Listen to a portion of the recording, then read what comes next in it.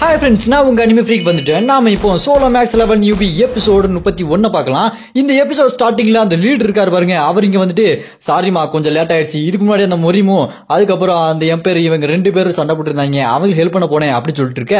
அந்த பிளாஷ்பேக்ல பார்த்தா அங்க இருக்க அந்த பெரிய டீமனை அடிச்சு சும்மா வயித்தெல்லாம் ஓட்ட போட்டு வச்சிருப்பாரு. அந்த அளவுக்கு இவர் செம பவர்ஃபுல்லா இருக்காரு. அப்புறமா இந்த பக்கம் பார்த்தா அந்த டீமன் இருக்கான் பாருங்க, அவனுக்கு கை போயிருக்கும்ல, அவன் என் கையை ஏன்டா விட்டுனேன், வாடா சண்டைக்கு வாடா அப்படின்னு சொல்லிட்டு கூப்பிட. அதை பார்த்துட்டு அந்த லீடரு சரி நீ கொஞ்ச நேரம் இருமா, நான் அவங்கிட்ட போய் சண்டைக்கு போயிட்டு வரேன் அப்படின்னு சொல்லிட்டு அந்த லீடரு சண்டைக்கு போவாரு பாருங்க. அதை பார்த்துட்டு தெரசா ஈவில் தெரசா பரவாயில்லையே இவரு ரொம்ப பவர்ஃபுல்லா இருக்காரு, எனக்கு அப்போ இங்க வேலை இல்ல அப்படின்னு சொல்லிட்டு பாத்துட்டு இருக்க.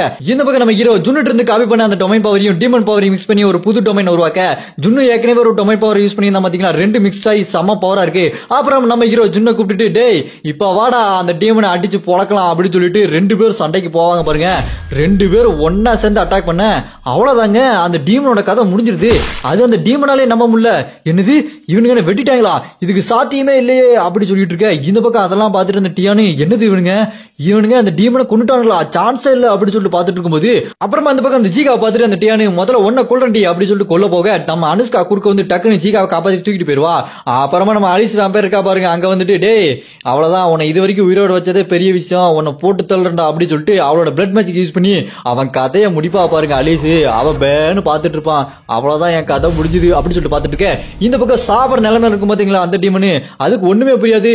என்னோட பாஸ் எங்க இருக்கீங்க அப்படி சொல்லிட்டு இதுக்கு மேல ஒரு பாஸ் இருக்குது, அதை கூப்பிட்டு இருக்கும் இந்த டீமனு, என்னை வந்து காப்பாத்துங்க சொல்லிட்டு இருக்க. இந்த பக்கம் நம்ம கீழே வந்துட்டு உன்னோட பாஸுக்கு எல்லாம் காது கேட்காது, அவனை நான் கொள்றேன் உனக்காக, உனக்கு துரோகம் பண்ணிட்டான்ல அப்படின்னு சொல்ல. அதை கேட்டு அந்த டீமனு டேய் என்னோட பாஸ் டீமன் எப்படி உனக்கு தெரியும் அப்படி சொல்லிட்டு கேட்டுட்டு இருக்க. நம்ம ஹீரோவோ அதெல்லாம் எதுக்கு உனக்கு, முதல்ல உன்னோட இதயத்தை தான், அந்த பவரை வச்சுட்டு உன்னோட டீமன் தலைவனை நான் கொள்றேன் அப்படி சொல்ல.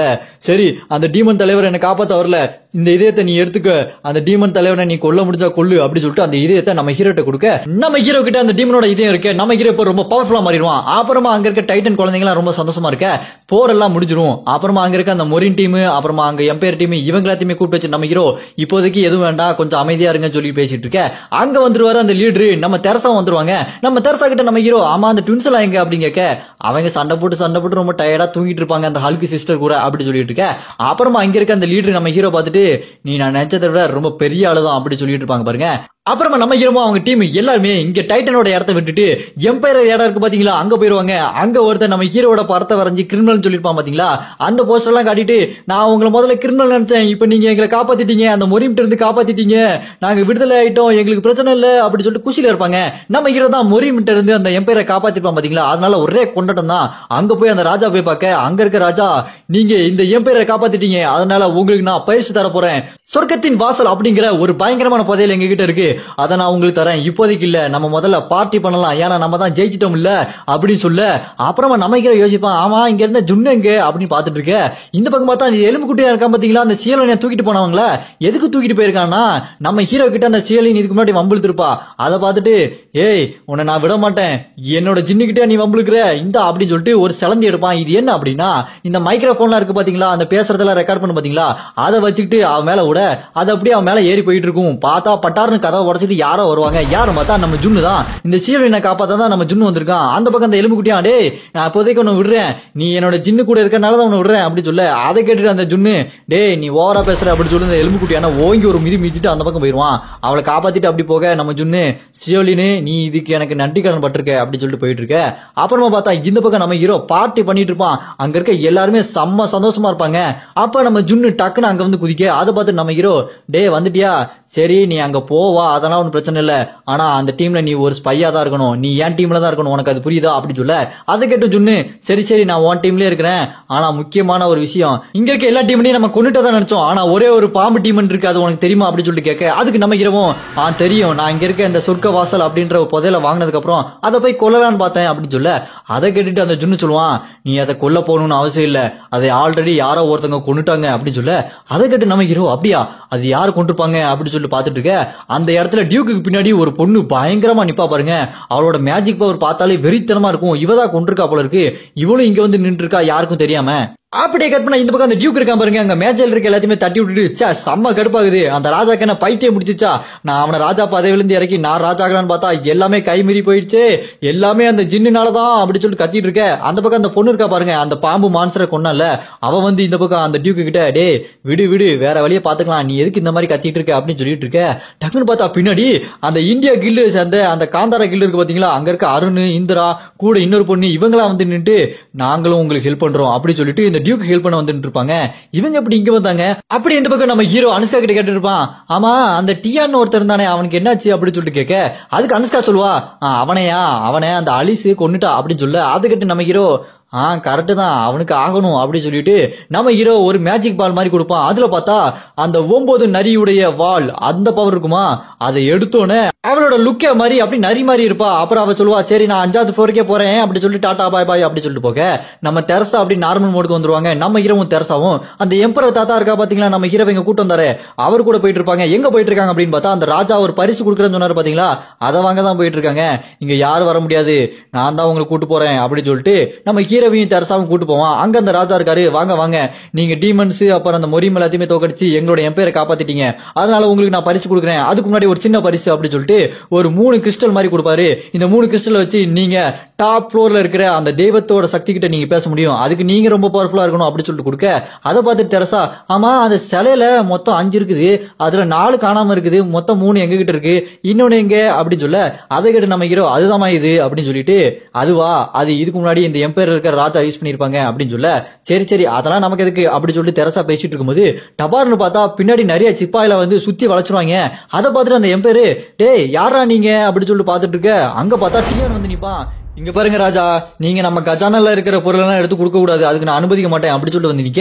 இந்த பக்கம் பார்த்தா ஆபரகாமும் வந்து நிக்கிறான். அவனும் நம்ம ஹீரோக்கு எதிராக நின்னுட்டு, ஆமா எங்களோட பொருளை நாங்க உங்களுக்கு கொடுக்க மாட்டோம் அப்படின்னு சொல்ல, அதை கேட்டு நம்ம ஹீரோ, டேய் உங்ககிட்ட யாரா கேட்டா, ராஜா எனக்கு கொடுக்குறேன்னு சொன்னாரு, நான் அதை வாங்காம போக மாட்டேன், வாங்க வாங்க சண்டை போட்டுக்கலாம் அப்படி சொல்லிட்டு நம்ம ஹீரோ சண்டைக்கு ரெடியா இருப்பான். நம்ம ஹீரோட பவர் தெரிஞ்சும் நம்ம ஹீரோ கிட்டே மோதுறானுங்க. இந்த பக்கம் இந்த ஆபரகாம் நம்ம ஹீரோ பார்த்துட்டு, நீங்க இங்க இருந்து போயிருங்க நாங்க உங்களை மன்னிச்சு விட்டுறோம் அப்படின்னு சொல்ல, அதை கேட்டு நம்ம ஹீரோ, டே பேச்ச குறடா சண்டைக்கு வாடா அப்படி சொல்லிட்டு இருக்கும்போது பின்னாடி பார்த்தா அந்த பாம்பு மாஸ்டர் கொண்டா பாத்தீங்களா, அவ வந்து நிக்கிறா. அவளோட பேரு மீரா. பின்னாடி பார்த்தா இந்தியா கில்ட சேர்ந்த அந்த பக்கம் அருண், இந்திரா இவங்களா வந்து நிக்க. அந்த அருண் நம்ம ஜுன்னு கூட போய் சண்டை போட, இந்த பக்கம் அந்த இந்திரா நம்ம தெரசா கூட போய் சண்டை போட்டுட்டு இருப்பா. இந்த பக்கம் பார்த்தா நம்ம ஹீரோ கூட அந்த மீரா இருக்கா பாத்தீங்களா, அவ சண்டை போட்டுட்டு இருக்க. அவன் இருக்கான் பாருங்க ஆப்ரகாமும் அவன் கூட இருக்க ஃப்ரெண்டும், இவங்க 2 பேரும் ஒன்னா போய் அந்த ராஜாவை கொண்டு டியூக்க ராஜாவாக்கணும் அப்படி சொல்லிட்டு போயிட்டு இருப்பானுங்க. குறுக்க அந்த தாடிக்காரர் இருக்காரு பாத்தீங்களா, அவர் வந்துட்டு, தம்பி நான் தான் உங்களுக்கு சண்டை செய்யவே கத்து கொடுத்தேன், நீங்க என்னன்னா ராஜாவே கொல்ல போறீங்களா, முடிஞ்சா என்ன தாண்டி போங்க அப்படி சொல்லிட்டு சண்டை போட ஆரம்பிக்க. அதுக்கு அவன் இருக்கான் பாருங்க ஆபரகாம், ஏங்க வழி விட்டு போங்க, அந்த ராஜானால ஒரு யூஸும் கிடையாதுங்க தள்ளி போங்க அப்படின்னு சொல்ல, அப்புறமா 2 பேரும் அட்டாக் பண்ண போகும்போது பார்த்தா அந்த ஆபரகாமும் அவன் கூட இருக்க ஃப்ரெண்டும் அந்த தாடிக்காரரை குத்தி போடுறானுங்க. அதை பார்த்துட்டு அந்த ஆபரகாம், ஏங்க தடுக்கல அப்படி சொல்லிட்டு கேட்க, அதுக்கு அந்த தாடிக்காரர் சொல்லுவாரு, தம்பி நீங்க எனக்கு சிஷ்யம்பா, நீங்க எனக்கு பிள்ளைங்க மாதிரிப்பா, உங்களை நான் கொல்லுவனா அப்படி சொல்லிட்டு அவர் குத்து வாங்கிட்டு சாவ கிடக்க. இந்த பக்கம் நம்ம ஹீரோ அந்த ஆபரகாம கூப்பிட்டுட்டு, டேய் நீ என்ன பண்ற உனக்கு தெரிஞ்சுதான் பண்றியா, இந்த டியூக்கு சப்போர்ட் பண்றியா, அவன் தாண்டா அந்த மொரிமுக்குலாம் சப்போர்ட் பண்ணான், அவன் தாண்டா இந்த எம்பையருக்குள்ள மொரிமை கூப்பிட்டு வந்து பெரிய பிரச்சனை ஆக்கணும் அப்படின்னு சொல்ல, அதை கேட்டுட்டு ஆபரகாமு டியூக்க பார்த்துட்டு, டே டியூக்கு அவன் சொல்றது உண்மையாடா அப்படி சொல்லிட்டு கேட்க, அவனும் ஆமாண்டா இப்ப அதுக்கு என்னடா அப்படி சொல்லிட்டு வில்லத்தனமா பேசிட்டு இருக்க, அதை பார்த்துட்டு தப்பு பண்ணிட்டோமே அப்படி சொல்லிட்டு ஆபரகாம் முடிச்சுட்டு இருப்பான். அப்புறமா நம்ம ஹீரோ சொல்லுவான், டேய் ஒரு பிளான் இருக்கு, நீங்க இங்க இருந்து அந்த ராஜாவை காப்பாத்தி கூட்டு போயிருங்க அப்படின்னு சொல்ல, அதை கேட்டு ஆபரகாமே, ஏங்க எப்படிங்க தப்பிச்சு போறது, சுத்தி வளைச்சிட்டாங்க அப்படின்னு சொல்லும்போது அப்போ ஒரு சின்ன பிளாஷ்பேக். அந்த பிளாஷ்பேக்ல அந்த ஆபரகாம் ஃப்ரெண்ட் இருக்கான் பாத்தீங்களா, நம்ம ஹீரோ கூட அந்த ஹெல்மெட்டை கழட்டி அவன் மொட்டை மண்டையை காமிச்சிருப்பான் பாத்தீங்களா, அதுல சொல்லுவான் நம்ம ஹீரோ, டே மொட்டை மண்டையா, சரி நீ ரொம்ப கோவப்படாத, ஆனா இந்த மொட்டை மண்டையை வச்சு நீ ரொம்ப ஃபீல் பண்ணாத, அதுதான்டா உனக்கு அழகு, நீ அதை அப்படி ஏத்துக்கோ அப்படின்னு சொல்ல, அப்படியே கட்டுனா இந்த பக்கம் நம்ம ஹீரோ, டே மொட்டை மண்டை நான் உனக்கு ஒரு பிளான சொன்னேன்ல அப்படின்னு சொல்ல, நம்ம ஹீரோ கண்ணாடி போட்டுக்குவான். என்ன நடக்குது அப்படின்னு பார்த்தா அந்த மொட்டை மண்டையில இதுக்கு முன்னாடி நம்ம ஹீரோ ஒரு மேஜிக் பவர் யூஸ் பண்ணா பாத்தீங்களா, மார்னிங் லைட், அந்த லைட்டை யூஸ் பண்ணி எல்லாரும் கண்ணையும் கூச வச்சிருவான். இந்த பக்கம் நம்ம ஜுன்னு தெரசாம கூலிங் கிளாஸ் போட்டிருப்பாங்க. நம்ம ஜுன்னு சொல்லுவான், ஓஹோ இதுக்காக தான் கூலிங் கிளாஸ் கொடுத்தான் போல இருக்கு, சரி சரி அப்படி சொல்லிட்டு கூலிங் கிளாஸ் போட்டு நின்று இருக்க. அங்க பள்ளீர்னு எல்லாரும் கண்ணும் கூசும் பாருங்க.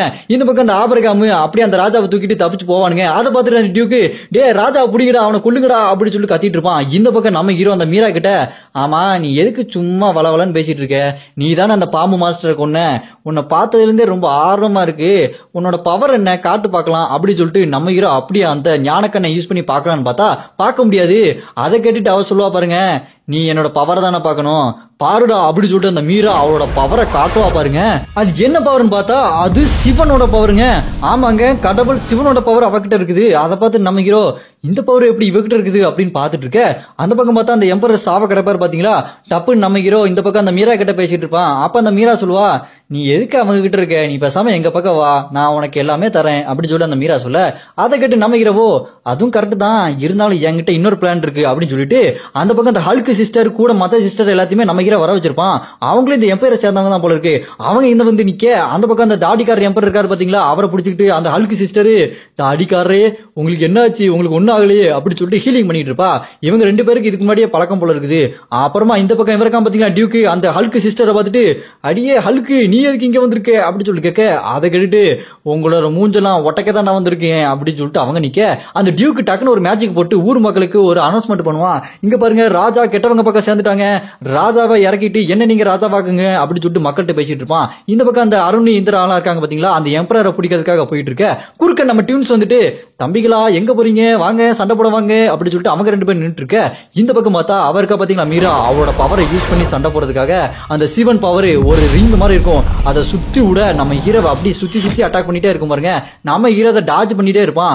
அப்புறமா அந்த மீரா என்ன பண்ணுவா, அவகிட்ட இருக்க அந்த சிவன் பவரை யூஸ் பண்ணி ஓங்கி ஒரு குத்து விடுவா பாருங்க. நம்ம ஹீரோ அப்படியே அந்த பிளட் ஹேண்ட் இருக்கு பாத்தீங்களா, அதை அப்படியே யூஸ் பண்ணி தடுத்து நிப்பாட்டிட்டு இருப்பான். அதை பார்த்துட்டு அந்த மீரா உன்னால இதுக்கு மேல ஒன்னும் பண்ண முடியாது, பேசாம இங்க வந்து சேர்ந்துக்கோ அப்படின்னு சொல்ல, அப்புறம் நம்ம ஹீரோ என்ன பண்ணுவான், அப்படியா உங்ககிட்ட கடவுள் பவர் இருக்குன்னா என்கிட்டயும் ஒரு பவர் இருக்குது அப்படின்னு சொல்லிட்டு இதுக்கு முன்னாடி இந்த ராஜா ஒரு ஸ்டோன் கொடுத்தாரு பாத்தீங்களா, இது மூலமா டாப் ஃப்ளோர்ல இருக்கிற ஒரு கடவுளோட சக்தியை கான்டாக்ட் பண்ணி நம்ம ஹீரோ அவங்களோட பவரை வாங்கிக்கலாம்னு சொல்லுவாங்க பாத்தீங்களா. அந்த பவரை யூஸ் பண்ணி நான் அப்ப அவங்களை கூப்பிடுறேன்னு சொல்லிட்டு அந்த ஸ்டோனை யூஸ் பண்ணி கூப்பிட, ஆனா அங்க வந்தது கடவுள் இல்லைங்க, டீமன். டீமனோட அரசன், எல்லா டீமனுக்கும் தலைவன். அவன் அங்க வந்து நிக்க நம்ம ஹீரோ அப்படியே ஃப்ரீஸ் ஆகி நிப்பான் பாருங்க. அவன் நம்ம ஹீரோவே மிரட்டுவான், டேய் என்ன எதுக்குடா இங்க கூப்பிட்ட, சரி இதுக்கு முன்னாடி நான் உன்னை இங்க வந்து பார்த்தேன்னு நினைக்கிறேன், அப்ப நீ கொஞ்சம் ஓவரா பேசிட்டு இருந்தியே, நீ என்னோட டீமனோட ஆர்மிலயும் வந்து சேர மாட்டேன்னு சொன்ன அப்படித்தானே, சரி சரி இப்ப நீ என்ன பதில் சொல்ல போறன்னு பாத்துக்கலாம், நீ எதுக்காக என்ன கூப்பிட்ட, ஒழுங்கா பதில் சொல்லு தம்பி, இப்ப நிலைமை ரொம்ப மோசமாயிருச்சு இல்ல அப்படி சொல்லிட்டு அந்த டீமனோட கிங்கு வந்து நிப்பான் பாருங்க. பாக்குறதுக்கே சும்மா பயங்கரமா இருப்பாங்க. இந்த டீமன் கிங்கோட பவரை பார்க்கும்போது இவன் வேற லெவல்ல இருக்கான் போல இருக்குது. இதோட இந்த எபிசோட் இங்க முடியுதுங்க. அடுத்ததான் நம்ம ஹீரோ இந்த டீமன் கிங்கை எப்படி சமாளிக்க போறாரு, என்ன பண்ண போறாரு தெரியல. நம்ம அடுத்த எபிசோட்ல அதை பார்க்கலாம். உங்களுக்கு இந்த வீடியோ பிடிச்சிருந்தா மறக்காம லைக் பண்ணி சப்போர்ட் பண்ணுங்க. நீங்க லைக் பண்ணதா உங்களுக்கு இந்த வீடியோ பிடிச்சிருக்குன்னு எனக்கு தெரியும். நானும் உங்களுக்கு தொடர்ந்து அடுத்தடுத்த எபிசோட போட்டுட்டே இருப்பேன். அதனால மறக்காம லைக் பண்ணிட்டு அடுத்த எபிசோட் வேணும்னு நினைச்சீங்கன்னா கமெண்ட்ல அப்படின்னு கமெண்ட் பண்ணுங்க.